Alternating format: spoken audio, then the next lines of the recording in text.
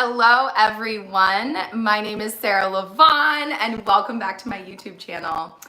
I am here one day, it's not actually late, but I'd planned on doing this live yesterday, but I happened to have a birth and then on a whim was like, I think I need to go and say hello to my sweet spit up filled nephew. So say hi to Dakota. If you guys have been following my channel, you know, or maybe you have seen my sister's birth story on here. You've maybe seen her postpartum journey. And if you follow me on Instagram, you probably have seen me pimp him out on my story. So I actually have a saved like story on my main page called Dakota. This is Dakota. And so I was with him not actually live for his birth. I was virtually supporting them through his birth and then was here for a month afterwards. And so he is here with me because on a whim, I left LA yesterday. I am here for like 24 hours. And so I didn't want to leave you hanging with this coffee in question. Yeah, you want to say hi? What do you have to say, Dakota? He's talking now. He's smiling. He has double dimples. I'm totally obsessed. So I'm here snuggling him today. But again, I wanted to say hello. And also I wanted to celebrate with you guys because we are celebrating 100,000 subscribers today. And so I will not be drinking coffee. I will be popping in just a second a bottle of champagne for today's coffee. It's like champagne and questions because to me, this is such a huge milestone. I never intended to be on YouTube like this, and it's because of you guys. And so we're gonna celebrate. I'm also gonna announce some fun things. I have an entire month of celebrations planned, mostly here, but also on Instagram. So if you don't follow me on Instagram, you can go over to Instagram and follow Bundlebirth, and I'm doing all sorts of stuff over there. Hello to everyone who made it. I know it feels like kind of a random time to like throw a live down. So we're here. I'm gonna answer a bunch of your questions. If you haven't been to a Coffee and Questions before, this is where I have a chance to connect with you guys. I throw out a poll on Instagram once a month and ask you for your questions. And then I also look at your comments. I see every comment that comes in. And if you have a question, I have a bunch of questions saved and we're gonna answer your questions today. So, but before we do that, I am actually going to invite my sister to come join us and say hello as well because all of you guys have been so sweet. You've been kind of obsessed with her and her story, rightfully so. I know, it's so cozy back here. Just join me. We're gonna snuggle in. And so I thought it would be fun because they are actually leaving for Ecuador tomorrow. Tomorrow. They live in Ecuador. So if you have seen her birth story, this is her now 3 months postpartum with Dakota. And so I know this is so awkward. Here we go. We're like smushed in a corner. And so maybe if you want to just give them a quick update, how has it been? How has your recovery been? How's your vagina? And then what's your plan going forward really quickly? And then we'll get into your questions. Yeah, so it's been going really well. My recovery has been really great. My vagina's doing great. All back to normal? Yeah, I'm about to go to an appointment with my OB to check because I got an IUD in. So just to make sure that that's all good. And yeah, pretty much back to normal. I've been doing exercise and just, yeah, pretty much physically feel really good. There it goes. Oh my God. It's all over you. This is real life. This is the fun part about life. We just fed. Oh my gosh, that's great. Okay, keep talking, whatever. But yeah, and breastfeeding is going really well. And still he's exclusively growing. Breastfeeding? Yes, he's growing so much, Okay. and I just love seeing him smile and play with his hands and just keep growing and changing. So that's super fun. And we're going back to Ecuador tomorrow. So yeah, we were waiting on Dakota's passport because with COVID stuff, that was crazy trying to get his passport. But we have it. We have everything that we need, and we are traveling tomorrow back to Ecuador where our life is. So super excited. Bittersweet, of course, always with family that we say goodbye, and a whole new level that they have to say bye to their grandson and nephew. I've already said goodbye. This was a bonus. This is the bonus. Yes, they're just here hanging out. So they have a question for you. How is breastfeeding going with an IUD? Fine. No problems. Yeah, no problems. I will say that you have been somewhat abnormally spoiled. You've had the breastfeeding journey that everyone should have. But yeah, she's had really initially it was rough. So if you haven't seen our postpartum experience video, it's long, but it's solid. We talked through all the stuff that we went through initially with her and breastfeeding, but once she's established, that's the thing I say, it's the hardest thing you ever do till it becomes the easiest. Yeah, I remember at the beginning I had so many pillows all around me and it was so awkward. He was so floppy, he couldn't help me at all. But now, like, he has more neck control. I basically just put the boob next to him and he can, like, if I get it right there, he's just like, oh, stuck in. And yeah, so definitely Sarah used to say, breastfeeding is the hardest thing until it's the easiest thing. And that's what I experienced now. It was super duper hard. But I'm glad I pushed through, and then now I just plop them down and have both hands free most of the time if I have like 2 pillows. So Too much? yeah, I think there was another question about sleep. How do you get him to sleep through the night? Because he is sleeping through the night. But how do you define sleeping through the night, by the way? Like how many hours is like sleep? Like enough of an adult sleep. So like if you were usually sleeping 6 hours a night, that you got like a typical night's sleep without being awoke by your infant is how I would define it. There might be other people that define it differently, but boo-boo. Are we smiling? I wish you guys could see this. Maybe we'll try. Well, I'm just gonna do it nice and high. Hi. Yes. Keep talking, Hannah. Yeah, so I breastfeed on demand, and during the day I try not to let him go super long, so I'll wake him up if it's been like 3 hours or 4 hours. So that he gets enough food during the day. And then at night, I'm down to I feed him once in the night. And sometimes he goes like 5 hours in between, and sometimes he has gone like 8 or 9 in between feedings. So in that case, then if I went to bed right away, then I would not feed him. So that normally it's still down to 1 feeding a night, which is, all of you mamas, I'm sure, can relate that that's not actually that difficult when it's only once. I think that when it's like before, when it was like multiple, or if he's going through a growth spurt, when it's like every 2 to 3 hours, I'm like, oh, I'm so exhausted. But yeah, so I don't know. That's kind of our rhythm. What's your plan for travel with COVID? Just a quick summary of what you're going to do, how you're going to do it, any precautions you've taken. We bought him a seat, so like since he's an infant, he could have been with us, but we bought him a seat so we have the 3 together instead of maybe having someone next to us, and then all the things, mask, disinfecting stuff, keeping his thing covered as much as we can when he's in the car seat, keeping him covered if we're holding him. When we get there, we're gonna just all strip down and strip him down and all take showers and give him a bath and just kind of sanitize ourselves. So yeah, pretty much that's our plan. Keep your distance. I flew yesterday, guys, and the airport was busier than when I flew from here. So I'm not gonna lie, I think like definitely taking the precautions, having the wipes, having the mask, not taking them off. Mind you, they have like a long international flight, and so of course like you have to drink water and you're gonna need to eat something. But before you touch your face, that you hand sanitize, and before touching him, we'll hand sanitize. Yeah. Let's see if we can get him in the camera. I think I might wear like a sweatshirt when I'm like not holding him, and then like take that off when I am, so it's like my clothes that. Yeah, just trying to do things like that. We'll see. We haven't done it before, so it's going to be... And you know what, guys? Everyone's doing their best. And that was the thing. I had a bunch of comments yesterday on my story of like, what? You're going? And we do. And they have made the decision to allow close family, like immediate family around, so long as we're all taking precautions. And I don't go anywhere unless I'm with a laboring client. And I'm always wearing masks. I'm very conscious about my hygiene, not touching my face, washing my hands, stuff like that. So... Anyway, any last questions? Otherwise, I'm going to get to yours.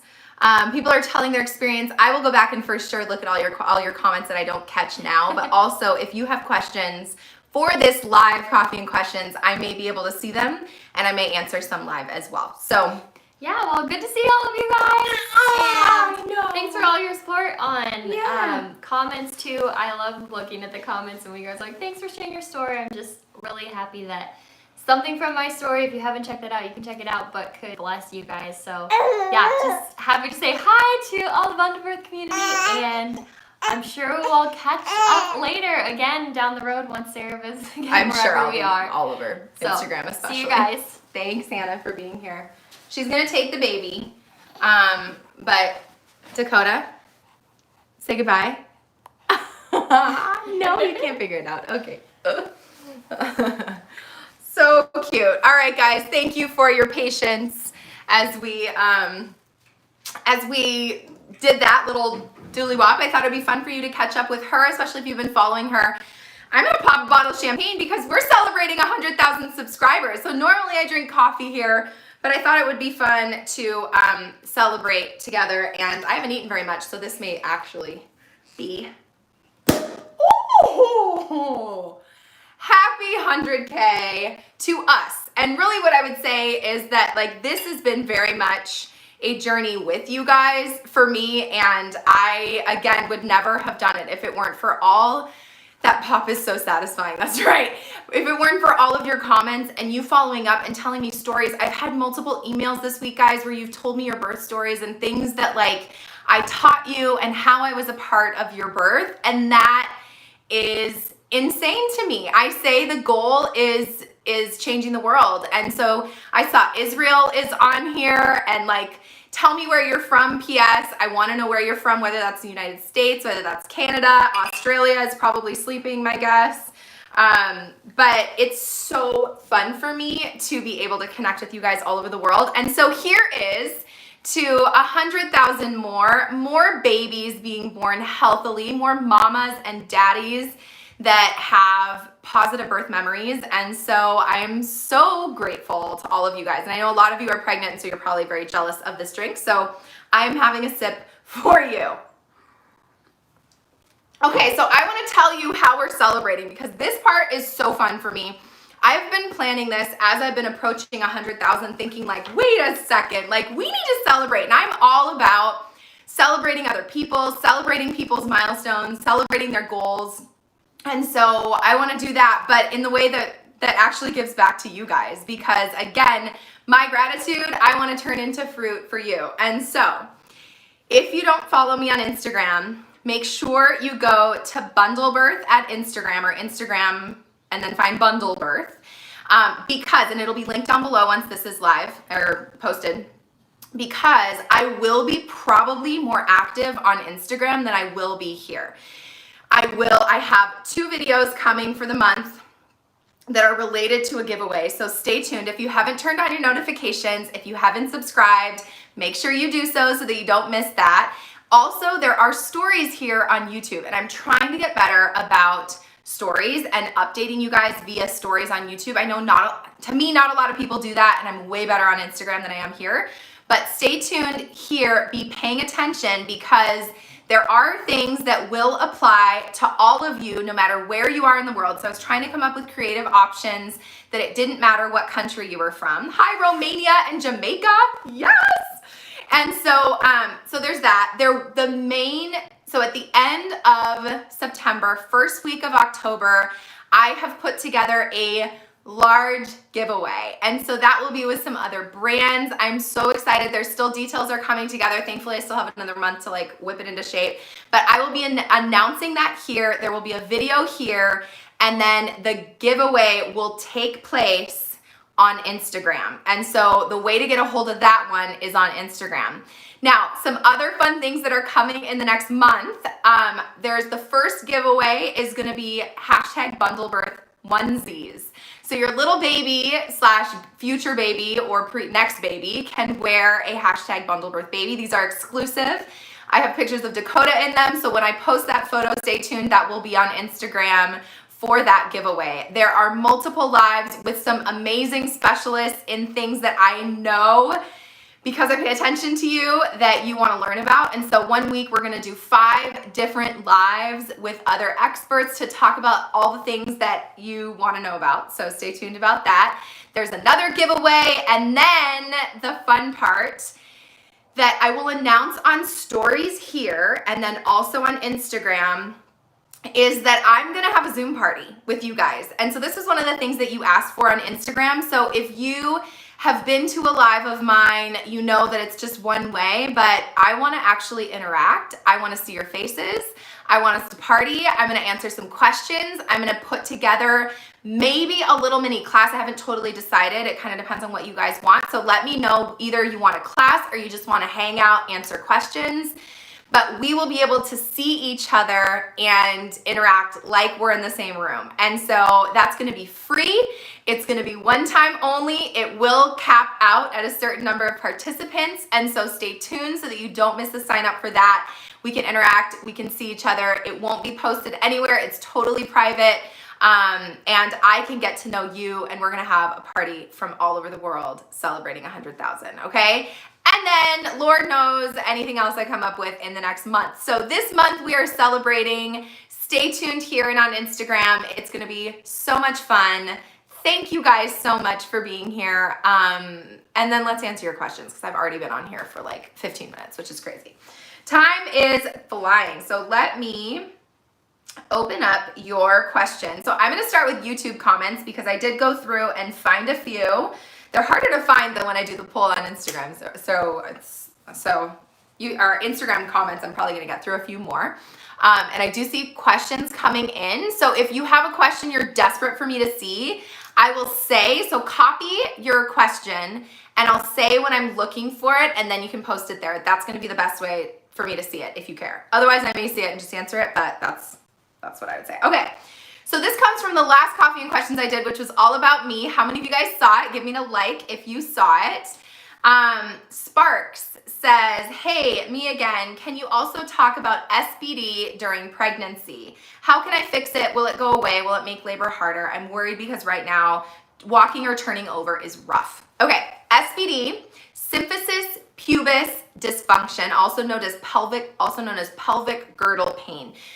This question was on multiple poll questions on Instagram, and so I'm gonna address it now, but I think this should be a standalone YouTube video. And so I put it in my queue. If you have other YouTube video ideas, leave them in the comment box down below because I am paying attention and I do have a running list, and we've run out of footage from here, and so it's all gonna be new stuff, fresh stuff. OP Babies is coming, I promise you.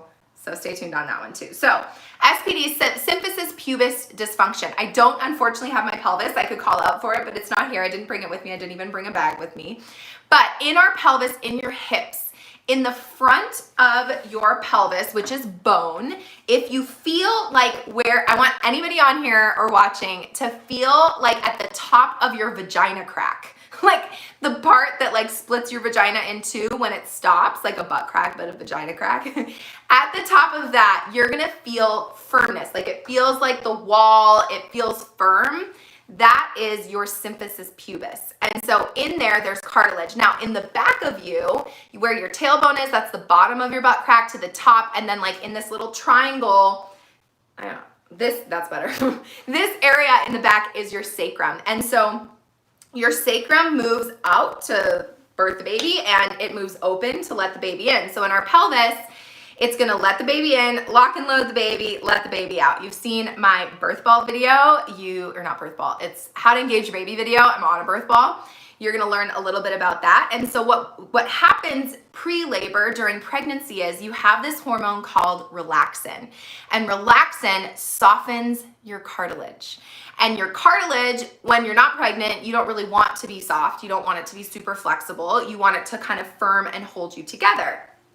But when you're pregnant, we want there to be a little bit of give in your pelvic bones because bone otherwise is so rigid. We need to be able to accommodate the baby through the pelvis. And so that's one of the ways your body preps you for birth. It releases this relaxin to relax the cartilage in your body, but it also, when it does, it can cause an instability in your hips, which causes pain in your symphysis pubis, in your lower back. It can radiate down your legs. It can be very, very uncomfortable, especially when you're changing positions, when you're walking, if you're lifting a leg. And so what I want you to think about is the pelvis. If this is like my fake pelvis, my hands, it's like the worst pelvis ever, but you get the idea that as it moves, we want to stabilize the pelvis. And so first of all, is it the worst thing in the world? Pain might be the worst thing in the world for you. So I don't want to downplay your pain. but is it going to cause complications with your pregnancy, like to the point of like a preterm labor or needing hospitalization or, you know, something horrible happening to you? Absolutely not, okay? It's one of those just annoying pregnancy discomforts that is annoying and not ideal, and obviously we don't want you in pain, but that's about it, okay? So we're not stressing as far as like, my baby's not gonna be okay. Like, it has nothing to do with that. But I will say that it can be very uncomfortable. So how do you manage the pain? Slow move, like simple stuff, but like slow movement. So you're not just like, popping up, that you would move your body slowly, let your body accommodate so that you think about that pelvic bone or pelvis, like that it can move, but it's not like, and then gets thrown out of proportion and really pulls and stuff. Also repetitive movements, prolonged standing. I'm getting up because you just saw down my shirt, sorry. Because otherwise you can't see me. So those slow movements, if you're moving really abruptly or doing repetitive movements, that's gonna be not so good for the pelvic girdle pain. So it's managing the symptoms mostly. You can take Tylenol if you need to, it's that bad. The other thing I would suggest is a stability belt. So if you don't know this, I have an Amazon front that has lists of things, guys. I'm completely obsessed. Like, I even watch YouTube videos of Amazon hauls just to like find fun things, mostly for me to buy. These earrings are on there. They're like the best. I think I found this on there. The scrunchie in my hair, I'm like an Amazon freak. So everything I find and like, I save to my Amazon list. It's just amazon.com/shop/Sarah Lavonne, and then I'll link it down below as well. You can check out the list there. But in the pregnancy list, there's a sacroiliac joint belt. So I know a lot of you guys wear the support belts for your pregnancy to kind of hold the weight of the pregnancy, which can be really nice and may help with that discomfort. But there's one that's just like a strip like this, and I will link it down below when this is over. And that can help stabilize the pelvis. Really nice, just kind of home management. The other thing is physical therapy. You should be seeing a physical therapist. If it is debilitating and you really can't function, you should be seeing physical therapy. Chiropractic can help depending. It can also make it worse, so make sure you're going to somebody that really knows what they're doing. Massage, heat, acupuncture, acupressure can all be remedies to help, but really you're managing symptoms. The question was, is it gonna affect my birth? It's not. Okay, you may not be able to do certain positions in your pregnancy, in your labor and birth that you would otherwise want to do, but otherwise, it's really not gonna affect you. It shouldn't affect whether or not you can deliver vaginally, increase your chance for C-section, etc. So we're not stressing about it, but it's more of that like annoying thing. Okay, so that's my long spiel on SPD. I know I will do a full YouTube video about it eventually. Let me know if you have those symptoms and if you would like that. Otherwise, I wish you guys the best because it's so uncomfortable. Somebody's starting PT next week. Do it, girl. Get it. Okay. So, next question. This is from Lavonne. Do you have to lose your mucus plug in order for the water to trickle down or break? Absolutely not. So the mucus plug and your water are completely separate things. Completely. They don't really relate to one another. Obviously, they're all up there. Like the water's inside of you, as is the mucus plug. Mucus plug, if you see it, awesome. Yay, hallelujah, we're celebrating, we're getting closer. If you don't see it, it's totally fine, not a big deal. It is what it is. You may never see mucus come out of you, and there's nothing wrong with you. It's fine. I'm sure it just got absorbed and kind of diluted as things happened, and your water breaking is completely separate. So I'm gonna send you to my water breaking video. My sure signs of labor video will help with that, and then my when not to go to the hospital videos are all gonna talk about all of that, but they're completely separate. Okay, next question. This is good. This is from Cassandra. Hi, Sarah, I have a question. I had a C-section 13 months ago with twins, and I found out that I'm pregnant. I'm currently 6 weeks pregnant. Will I be able to attempt a VBAC? I saw in one of your VBAC videos that the best thing is to wait 18 months before trying. So, okay. Yes, the answer is, for all of you asking, if you haven't seen that video, I have an entire video dedicated to that of when you should get pregnant again. But the basic recommendation for getting pregnant after having a baby is to wait 18 months before you get pregnant. Now, not everybody has that kind of time. If you have your first kid at 38, we don't want you to wait 18 months because your chances of getting pregnant and carrying a healthy pregnancy go down the older you get. So like have your babies. Now, if you find yourself pregnant prior to 18 months, we're not freaking out, okay? It is what it is. It happens all the time. Your doctor's gonna watch the pregnancy. Please don't stress about it, okay? That's just like the basic recommendation is 18 months if you're trying to be textbook. Now for a VBAC, I do much more strongly recommend that you wait that 18 months because where the C-section closed and there's that incision, we want that scar to be super strong so that you decrease your risk of uterine rupture. Now, you're pregnant. What are we gonna do about it? Nothing. We're gonna celebrate that baby. We're gonna say, woohoo, yay, your kids are gonna be close together. You're gonna have like quite the household. God bless you with your twins and newborn baby. But honestly, you never know until you try. And so that's where it goes back to my VBAC class. If you haven't taken my VBAC class and you are at all considering a VBAC, you need that class. It's like a 3-hour class talking you through absolutely everything you need to consider. But to answer this specific question, it depends on your provider if they'll let you, but there isn't a rule that would say absolutely not. You can't have a vaginal birth after a cesarean when you got pregnant 13 months later. Totally fine. You just need a provider that will do it. Your scar is healed together. It's just they want to make sure that we're stuck. So to decrease your risk, okay? No big deal. Don't stress about it. Absolutely. But find a provider that will give you a VBAC or let you VBAC. Okay. Okay. Brianna Knighton Durden says, thanks for the awesome video. So I have a question. I've always heard that if your mom experienced a tough labor and delivery, you will too. How true is that? After my mom's water broke, she didn't dilate at all, not 1 centimeter. She labored 18 hours, had a C-section. She's worried. Okay. So I've heard this a lot. Okay. There is obviously somewhat of a genetic factor, especially related to your pelvis. You inherit your pelvic bones from somebody in your past, okay? And so sometimes, like let's say a mama is laboring and she's not progressing, baby's not coming down. Sometimes I'll ask, did your mom have vaginal births? And if she said, no, my mom had all C-sections, I'll say, why? Well, she had contractions and she never dilated, or she had contractions and the baby never came down. They said that the baby wouldn't fit.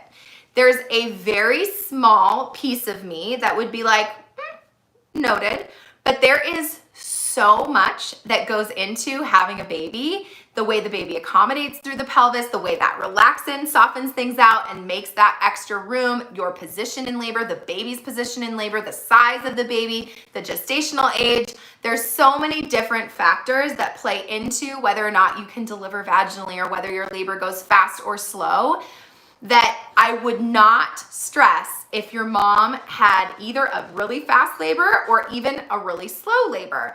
That your labor and birth, even between babies, can be night and day difference. Even this week, I've actually had 2 births this week, both of which were second-time mamas, one of which was a VBAC, and both of their experiences, even the one that she had a baby, 18 months ago? Beautiful vaginal birth. This time it was the same, but totally different. And so each birth is different. Don't let your mom's birth story get in your head. There's maybe a little bit of a correlation, but there's so much else involved that I don't want you to stress about that because it really doesn't make that much of a difference. Okay.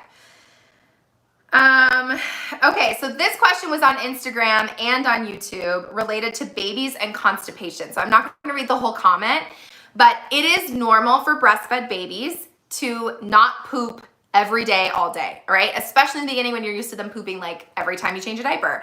Eventually, once your breastfeeding is established, and or especially when you start introducing solids, meaning pureed foods, real food, that it is totally normal for breastfed babies to go a day to even 3, sometimes more, without pooping.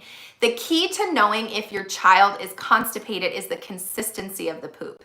And so are they gaining weight? Are they peeing at least? And maybe not pooping quite as regularly, but they do need to have wet diapers in order to know that they're getting enough.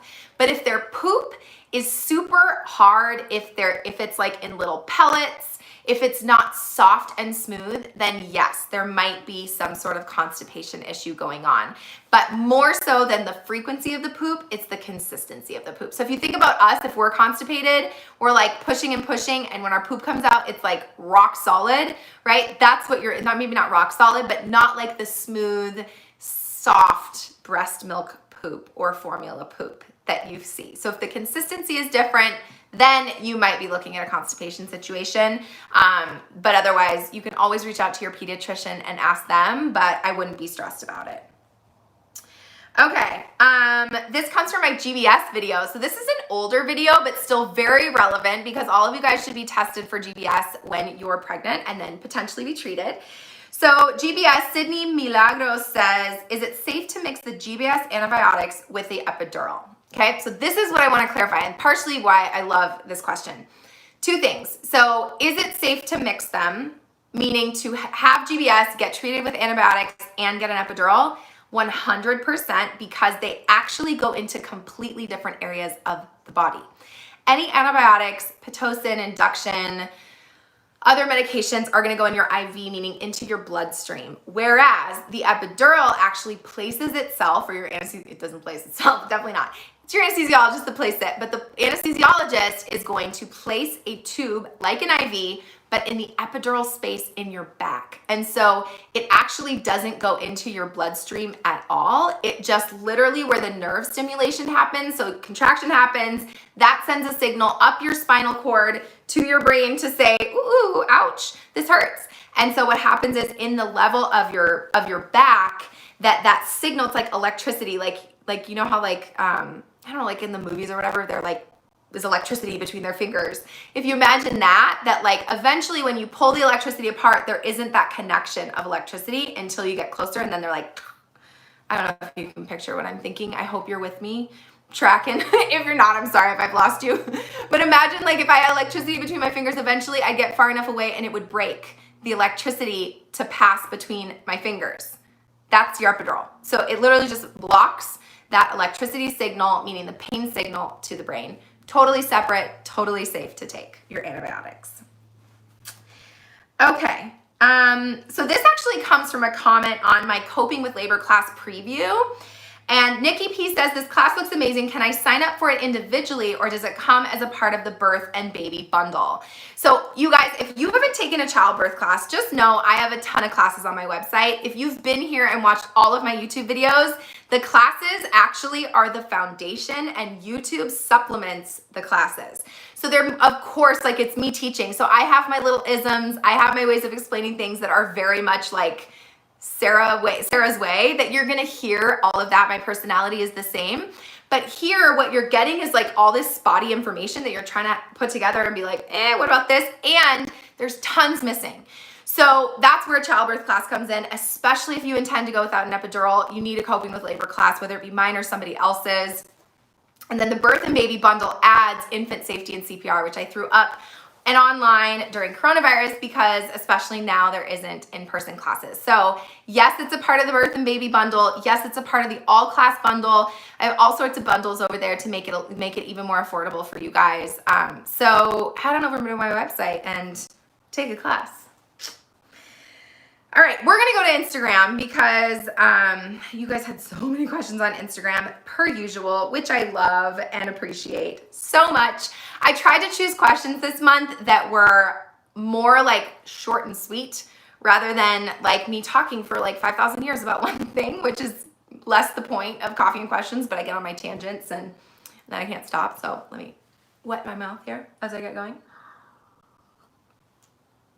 So I'm gonna try to, I say this every time. I don't know what I'm even saying because I'm going to try to get through them and then I'm going to get on my tangents and hopefully you're going to learn more than you thought you were going to learn and it will be useful to you, but I'm going to try to keep it short and sweet. Moral of the story. All right. So, all right. Can I elaborate on breast milk jaundice? This comes from the Chinchilla Warrior. Absolutely. I actually have 2 videos. So if you're wondering about breast milk jaundice, yellowing of your baby's skin, go over there and check out those 2 videos. Just want to plug that one. All right. Mrs. Kitchen says prolonged pushing, reasons and how to avoid. All right, so let's talk about pushing here. So prolonged is completely in the eye of the beholder. By prolonged, I am assuming that we're probably talking like 2, 3, 4 hours maybe, okay? Which I will say is still well within the realm of normal for especially first-time moms in pushing. I say usually if you push and have your baby as a first-time mom in less than an hour, you are a rock star. There is just everything was aligned perfectly for you. It's like almost abnormal. I expect at least an hour of pushing for a first-time mom, and second-time moms, I expect much less than that. But for a first-time mom, expect to push 1 to 2 hours, I would say, is probably the norm, okay? P.S. If you've had your baby, let everyone know how long you push, because I see how long you're telling people, and so to make everyone else understand that this is very much a spectrum, okay? So prolonged, let's say you push for 4 hours. That is not ideal. I wouldn't even say it's abnormal. I would say it's like that's too bad. And that's definitely on the longer end of normal.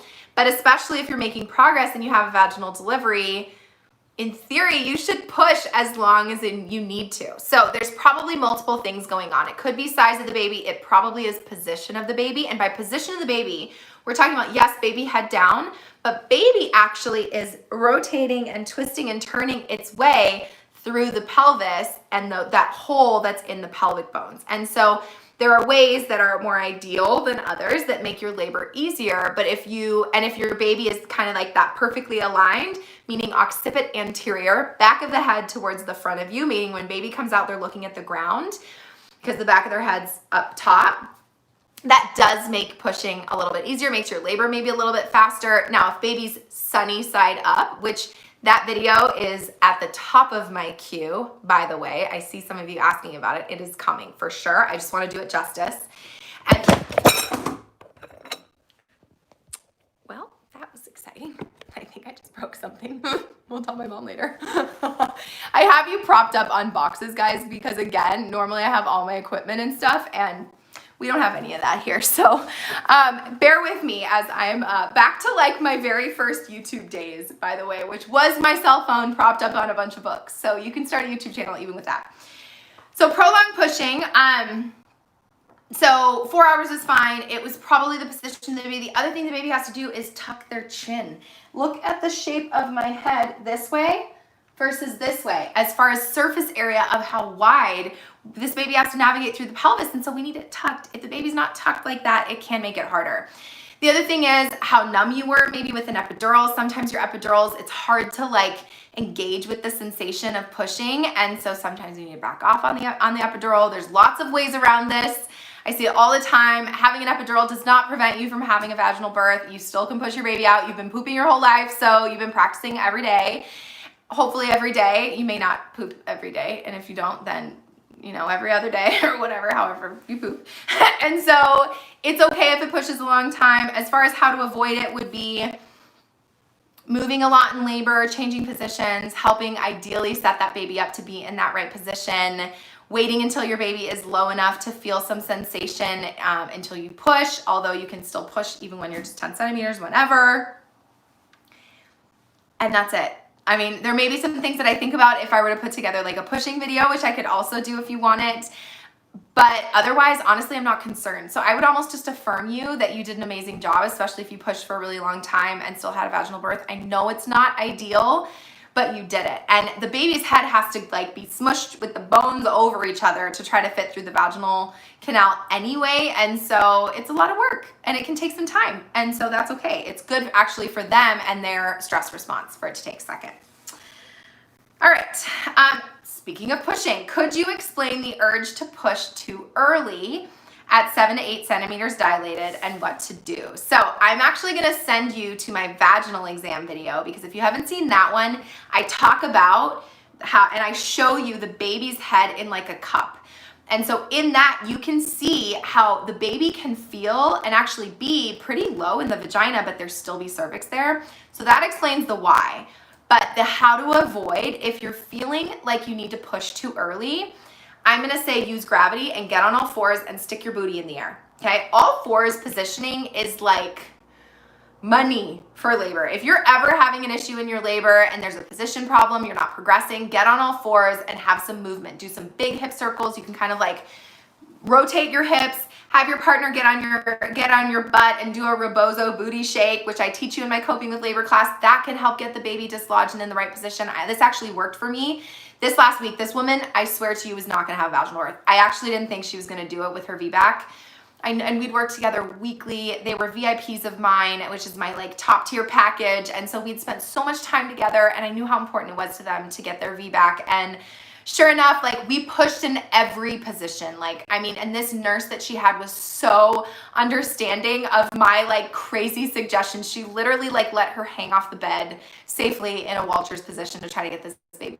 Girl did some booty shake. She flipped back over, and all of a sudden, and so it's stuff like that is that your baby is tolerating labor. So they're looking at the fetal monitor and saying, baby's fine. That's what's gonna buy you time to keep pushing until you're just done. Or your doctor's like, look, nothing, like we've done all the things. We wanna make sure that you've done all the things. And so that's where honestly virtual support comes in, educating yourself, knowing how to advocate for yourself, which I'm teaching you to do here. So thank you for being here. And so, anyway, with prolonged pushing, get on all fours, booty in the air, and then partners can actually press with their fists into your booty meat, like the juicy part of your butt. And that actually, there's like pressure points in there that can help create space and also help to make the pushing sensation go away. So that's what I would do if I was there. Pro tip. And it's okay. You're doing the best you can, okay? Megan Goebel says, if I had a colposcopy, how hard will birth be? So a colpo is like a procedure on your cervix, and where they scope out sometimes, and whether it's a colpo or any other cervical procedure, that sometimes they'll like scrape the cervix and take a sample to send maybe of some abnormal cells they saw after a pap smear. So how hard will labor be? No difference, really. Now, I say that super loosely because if you've had anything done to your cervix, any kind of like procedure, I would say, not a pap smear, or like an exam or something, but like if you've had testing done from cells or any kind of surgery where your cervix was involved, sometimes there's some scar tissue there. And that scar tissue, if you think about like if you've ever had a scar, it's thick, it's firm, it's like glue holding it together. And so with our cervix and when we're in labor, we don't want our cervix super gluey. And so sometimes there's a little bit of scar tissue on there, and what they can do, I've felt this with my hands so many times, where you're like 1 centimeter, you don't look like you should be 1 centimeter when you're in labor. Based on your sensations, I'm like, if I were to look at you, I'd be like, she has to be 5 or 6. Check you, you're still 1. Sometimes as a nurse, I'll ask, hey, have you had anything done to your cervix? And they're like, oh yeah, I have. And the provider can go in and almost do like a little bit of a massage and break that scar tissue. And I've literally, it was totally unintentional most of the time, but if I'm feeling, you'll feel, and all of a sudden it'll break the scar tissue. And I've felt cervixes go from like 1 centimeter to 6, 7, 8 centimeters. Like it just because you had to break that little scar tissue that was holding things back. So that's probably just the only thing I would say to be aware of. Make sure whoever's checking you, hey, I had a cervical, something done to my cervix, whatever it was, colpo or not. And then sometimes that should hopefully cue them in to like feel for scar tissue and help you in that way. But if you get stuck ever, it's like the goal would be to just mention it, and then maybe they can feel if there is any kind of scar tissue. Okay, so hopefully that helps. Couple more, I'm trying to fly here. All right. So this is LNXN09 says, how do you increase your chances of having a successful water birth? Honestly, to increase your chances, you have to have access to a water birth. So deliver in a birth center, deliver in a hospital that has water births or does water births, or deliver at home. And honestly, if that's really your goal, get in the water and push your baby out in the water. That's like the very simple answer. Mind you, my guess would be you're talking about is having a water birth. You are not going to have an epidural with that. And so how to have an unmedicated, what I dedicate my life to, which is education and support. So you most definitely need your partner, whoever's going to be with you there, to be trained and have some tools in their toolbox to help you stay focused, help you out if you get stuck. Or you're really struggling, especially at the end, like when I'm with clients and they choose not to get an epidural, which was, by the way, a question that came in on DMs this week. And she said, like, in the most utmost respect, I thought that doulas or birth coaches are just there for people who don't want an epidural, and I was like, oh no, absolutely not. I would say maybe like 60% of my clients get epidurals, maybe even more, depending. And so to me, it's about having a really strong desire for the experience of birth and the pain and discomfort of birth. From my experience, the successful ones, the ones that do it without an epidural, would either not have access to it, or they would have such a like, I want it. Like I want the growls and I want the primal and I want that experience, and it may be a water birth or whatever. And so if you're super committed to it, 100% you can do it, but do not walk into running a marathon without having trained for a few months. And so how you train for the marathon of birth is by taking a coping with labor class, which I have on my website. So go over there, do it with your partner, and then be super committed and don't suffer. If you haven't seen my pain versus suffering video, that one's also gonna be really helpful because I don't want you having a traumatic birth memory, okay? All right. Is there any way, so this is Irish Auntie says, is there any way of knowing if you are dilated or effaced without a vaginal exam? No. The quick answer is no, you have to be checked vaginally. So that was a quick and easy one. All right, couple last ones, and then I'm gonna say goodbye, but I will see you so frequently over here and then on Instagram because of all the giveaways and all the celebrations. So answer these two questions. I'm gonna scroll in, and then I see huge emoji questions about epidurals and something that I see there. So copy and paste that question when I tell you to, because then I'll answer it. So would I ever consider doing a virtual birth if your patient is in South Africa? 100%. I will take patients no matter where you're at in the world. You deliver, it doesn't matter time difference, nothing. If you speak English, great, and you want to work with me, hit me up. We're good to go. All right.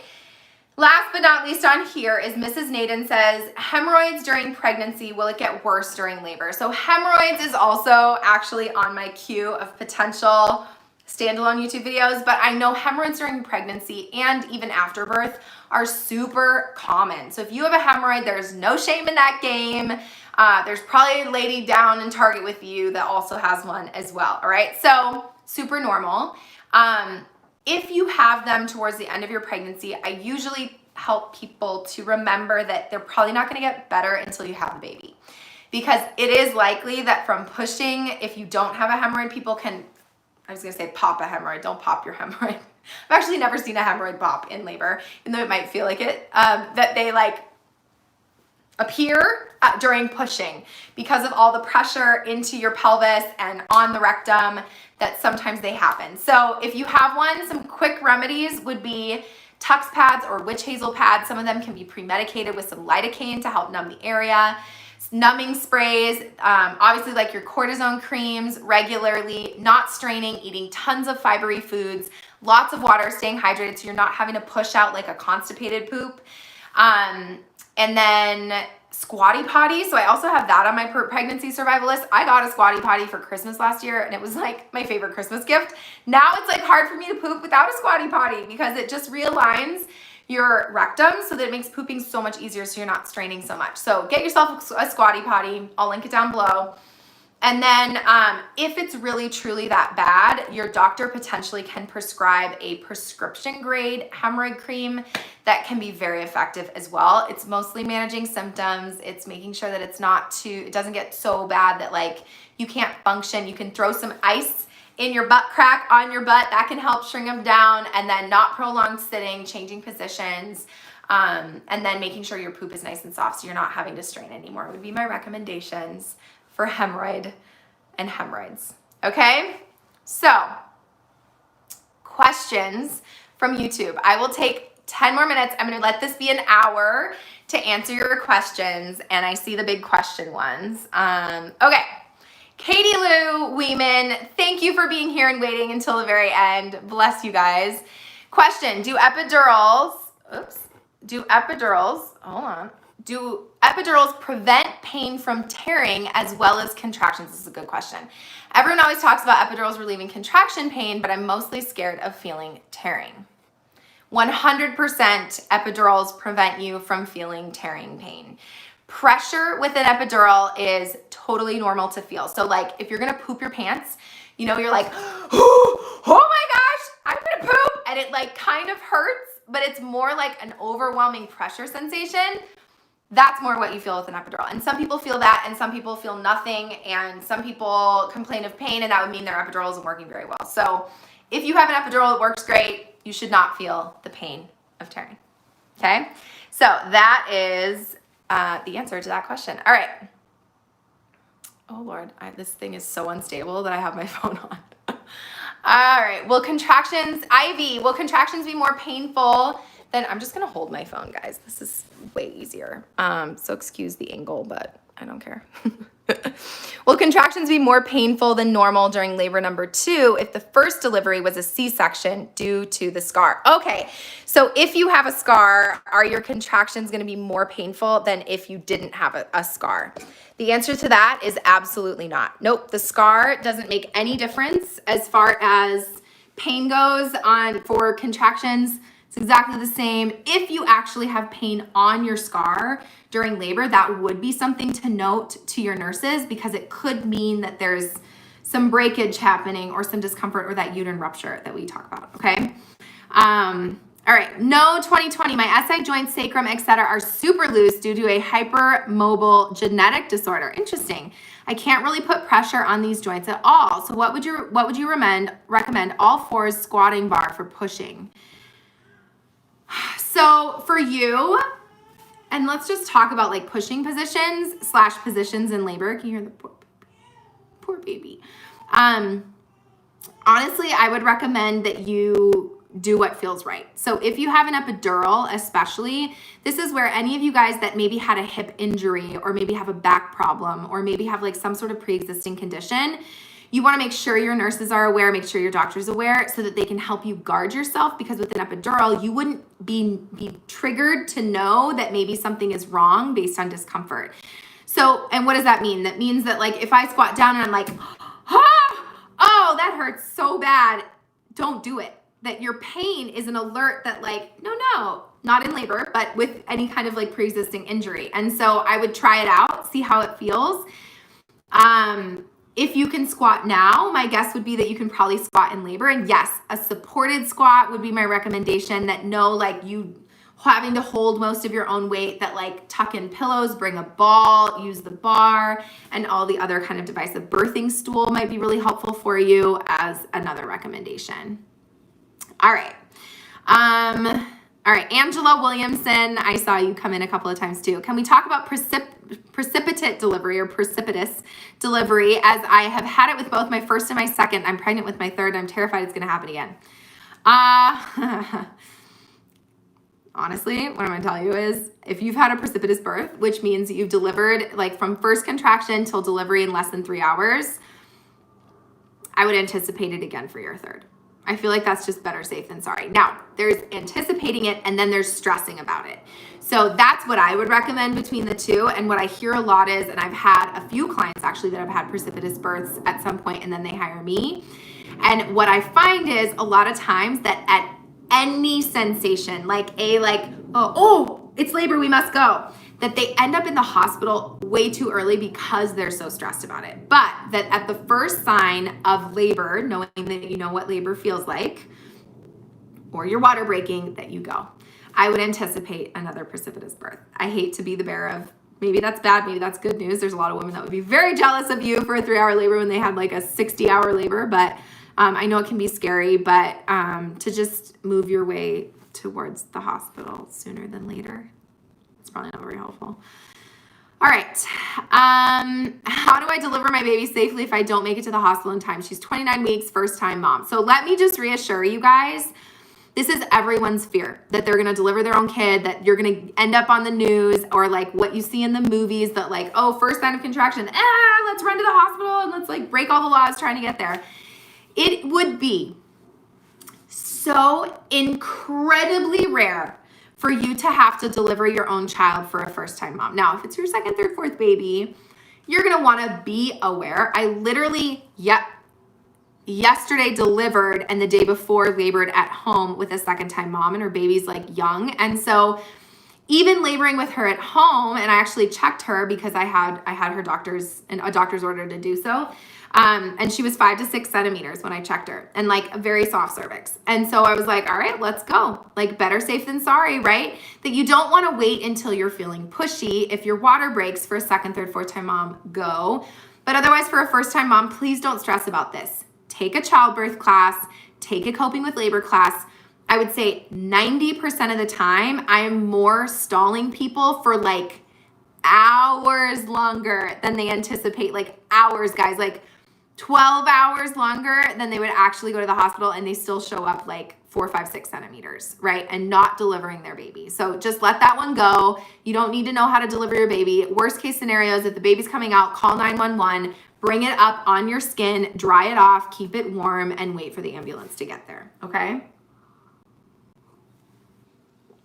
All right. Monica Willamine says, if I had back labor with my first baby, it's that sunny side up I talked about, would that mean I would have it again if I get pregnant again? I pushed for 6 hours. Oh, honey. Oh, God bless you. That is a really long time to push. She pushed for 6 hours. So absolutely not. New baby, new pregnancy, new position, new size, new, I was gonna say uterus, but not new uterus, new placenta, new situation. So that goes for anything that happened in your first births. It's a new slate. It's a complete wipe clean. I say that in my VBAC class, and that's a huge component that I think people, once they've done it, they like know what's coming. And you do, of course, more so than when it's your first baby, but at the same time, it's a totally new scenario, okay? Please don't stress about it, all right? All right, so I'm 20 weeks. Oksana says, I'm 20 weeks. My placenta is on my cervix. Is there a chance that my placenta can move, or will I have to have a C-section when it's time to deliver? So this would be called placenta previa. And I draw these like educational graphics on my Instagram. And so I have one on placenta previa. So go over to Instagram and check that out, and you can learn more about it. Basically, that means that the cervix that opens and closes and lets your baby through, that the placenta or lifeline of baby is covering, sometimes all, sometimes some, sometimes super close, sometimes just low-lying placenta. So there's different places the placenta should be now, or can be. The placenta should be up and away. So cervix is here, placenta's over here, they're totally separate, no big deal. If you're early in your pregnancy and there is a placenta that's covering the cervix or partially covering the cervix, absolutely, it's a lot of times a wait and see situation. So I would say that, I'm trying to think before I lie to you, all of my clients that have had a low-lying placenta, I currently have one now that's delivering in December, placenta moves. The uterus, it's like the uterus starts here, placenta's here, and then as uterus grows, the placenta moves out of the way. So it's a wait and see. If you have any vaginal bleeding though, that would be, especially if you've been told that you have a low-lying placenta, any kind of placental problems or complications, then if you have vaginal bleeding, I wouldn't wait at home. I would go in and get it checked out right away. Okay? All right. Oh, that's a complicated one. New Winchester Farms. I see you.